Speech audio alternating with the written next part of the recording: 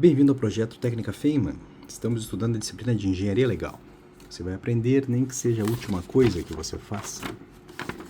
Em uma das aulas anteriores, nós estudamos o conceito inicial de insalubridade e periculosidade. Verificamos que a insalubridade ela ocorre devido à exposição a um agente nocivo acima dos limites de tolerância. E esse agente nocivo ele poderia ser físico, químico ou biológico. A insalubridade está vinculada à NR15. Enquanto que a periculosidade está vinculada à NR16 e ela decorre da exposição a uma atividade perigosa, por exemplo, inflamáveis ou explosivos. Hoje aprofundaremos esta análise com relação às NRs 15 e 16, mas antes vamos verificar apenas algumas questões aqui que ficaram em aberto com relação à estabilidade. A estabilidade poderá ser interna ou externa. A estabilidade interna correlaciona-se à cunha de empuxo ativo, uma superfície localizada, e elas interceptam estruturas de arrimo por tirante, tira-grampo ou gel sintéticos. Enquanto que a estabilidade externa correlaciona-se à superfície global e não interceptam. Não interceptam o quê? Estruturas de arrimo por tirante, tira-grampo ou gel sintéticos. É a informação que havia ficado faltando com relação aos tipos de deslizamento, desmoronamento. Temos um tombamento, que é movimento de massa em forma de báscula com eixo na base. E ainda temos ali o escoamento, que são massas com comportamento de fluido. Eram conceitos anteriores que haviam ficado. E, por fim, temos ainda, então, requisitos para a estabilidade de muros de contenção. Quais são os requisitos para a estabilidade de muros de contenção? Temos o fator de segurança mínimo. Então, o fator de segurança mínimo 3, 2 ou 1,5. Se o fator de segurança for 3, é a capacidade de carga da fundação, segundo a NBR 6122. O fator de segurança mínimo 2 é aquele para tombamento. E o que raios é um tombamento? O tombamento é um movimento de massa em forma de báscula com um eixo na base. E por fim, o fator de segurança mínimo 1,5 para deslizamento na base. Você lembra que é um deslizamento? Um deslizamento ou um escorregamento é um evento geotécnico em função da saturação do solo por causa das chuvas. Então teremos ali uma interface massa de solo e rocha, onde ocorrerá um movimento coeso em plano de ruptura com velocidade variável. Isso era um deslizamento. Mas voltando ao que eu estava dizendo inicialmente, a NBR 16 é aquela que trata da periculosidade, ou seja, aquela que está vinculada a uma atividade perigosa. Em decorrência da periculosidade, o trabalhador receberá um adicional de 30% sobre o salário base. Perceba, a periculosidade é sobre o salário base. Decore isso na sua alma. E quais são, então, as atividades perigosas? Atividades com explosivos, aquelas que estarão, então, vinculadas a calor, umidade, faíscas, fogo, sísmico, choque, atritos. Atividades com inflamáveis, exceto até 200 litros ou 135 quilos, não é perigoso. É bem tranquilo. E também se esse líquido inflamável estiver em uma embalagem certificada de até 5 litros, também não é perigoso, não se enquadra. Então são as duas exceções de atividades com inflamáveis. Ainda então atividades perigosas como roubo e segurança em caso de violência física. Então são seguranças, né? O cara que atua lá com colete à prova de bala de uma arma, ele está então recebendo periculosidade, porque ele pode morrer a qualquer momento. Com relação à atividade perigosa de energia elétrica, seja em alta ou baixa tensão, desde que esta não esteja em conformidade. Se o enunciado disser que está em conformidade, não se aplica periculosidade. E por fim, agentes de trânsito com risco de atropelamento e colisão também recebem periculosidade de 30% sobre o salário base. Observação. Raio-X móvel, que é utilizado em CTI, leitos ou em sala de recuperação, não é perigoso. E com relação lá aos líquidos inflamáveis, um líquido combustível é aquele que possui um flashpoint, maior de que 60 graus e menor de 93 graus. E essas são as características com relação a NR16, de periculosidade. Agora estudaremos, finalmente, a mais complexa de todas, a NR15, da insalubridade. Perceba, a insalubridade é algo que é qualitativo. Terá que ser feita, então, uma avaliação qualitativa para determinar a insalubridade, porque ela possui 3 graus. Um grau mínimo de 10%, um grau médio de 20% e um grau máximo de 40%. E perceba, diferentemente da periculosidade, a insalubridade ela incide sobre o salário mínimo regional. Então, vai ser 10% do salário mínimo regional, 20% do salário mínimo regional ou 40% do salário mínimo regional. Não é do salário base. Essa é a principal diferença com relação à insalubridade. Ainda, outra informação extremamente importante. É necessário uma exposição habitual ou permanente para que seja recebida, então, a insalubridade. Perceba, se for uma exposição tão somente eventual ou pontual, não caracteriza a insalubridade.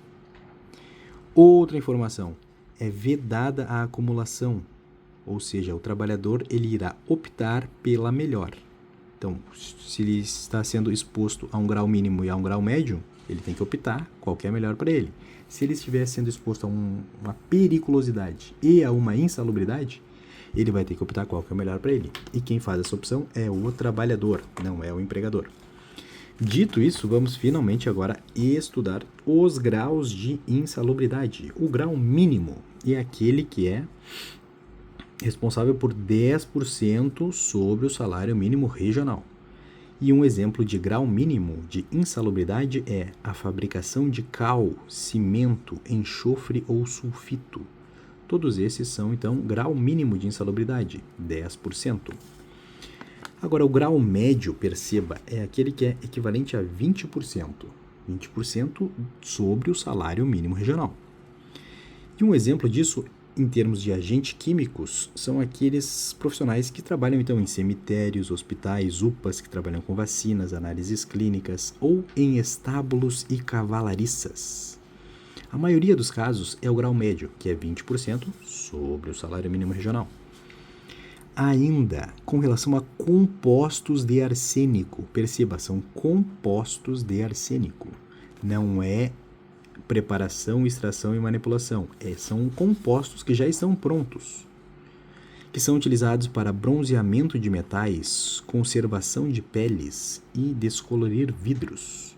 Então, esses compostos de arsênico, se o trabalhador, então, ele estiver exposto a esses compostos de arsênico, ele terá, então, irá receber um grau médio de insalubridade, equivalente a 20%. Além disso, nós temos aqui o mnemônico CFUR-VR, que basicamente correlaciona o calor, o frio, a umidade, vibração, radiação não ionizante, e, por fim, ruído. Todos esses são casos de grau médio de insalubridade. O calor, quando ele estiver acima do limite do IBUTG, em um ambiente fechado e artificial, se enquadra no grau médio de 20%. E perceba, o trabalhador que está, então, ao ar livre e submetido ao sol, nada disso conta, nada disso equivale a um grau médio. O grau médio, em termos de calor, é tão somente para ambientes fechados e artificiais. Decore isso na sua alma. Ainda com relação a frio e umidade, é basicamente câmaras frias e esse tipo de coisa. Com relação à vibração, perceba, existem 2 tipos de vibração que são relevantes para o grau médio de insalubridade. Vibração de mão e braço, conhecido como VMB, até 5 metros por segundo ao quadrado. Ou vibração de corpo inteiro, que é o VCI. São esses 2 tipos de vibração que se enquadram, então, no grau médio. E, ainda com relação a radiações não ionizantes, elas seriam um caso de grau médio. E, por fim, o ruído. O ruído é aquele que é medido em decibéis. E o ruído é uma exposição que o tempo é um fator determinante. Perceba, uma exposição de 85 decibéis, então por até 8 horas você pode se expor. Se forem 86 decibéis, a sua exposição poderá ser por até 7 horas. 87 decibéis, até 6. 88 decibéis, até 5 horas. Isso vai infinitamente numa tabela gigantesca até chegar ao limite máximo de 115 decibéis. E perceba a diferença. Com 115 decibéis você pode ser exposto tão somente por 7 minutos, porque existe um risco grave ou iminente quando for maior do que isso. E com relação ao risco grave e iminente, também se enquadra a concentração de oxigênio. Perceba, uma concentração de oxigênio normal na atmosfera é 21%. A concentração de oxigênio mínima que o trabalhador pode estar exposto, portanto, é de 18%. Em casos de exposição a asfixiante simples. Por quê? Porque se for menor do que esse 18%, já se enquadra em um caso de risco grave iminente. Então, estes, em linhas gerais, foram então as análises de insalubridade de grau médio. Agora entraremos no grau máximo, supremo, que é aquele que equivale a 40% do salário mínimo regional. Com relação a agentes químicos, perceba, são agentes químicos no qual o trabalhador tem contato permanente. O contato é permanente para ser grau máximo. Permanente com o quê? Com CLEP, com carne de animal doente infecto contagioso, pela tuberculose, carboncoloso, alguma coisa muito contagiosa. Ou, no caso de lixo urbano, o lixo urbano é um grau máximo de insalubridade, assim como esgoto, e assim como pacientes em isolamento. Perceba, tem que ser em isolamento, porque se for num hospital, numa UPA, em qualquer outra situação, é tão somente um grau médio.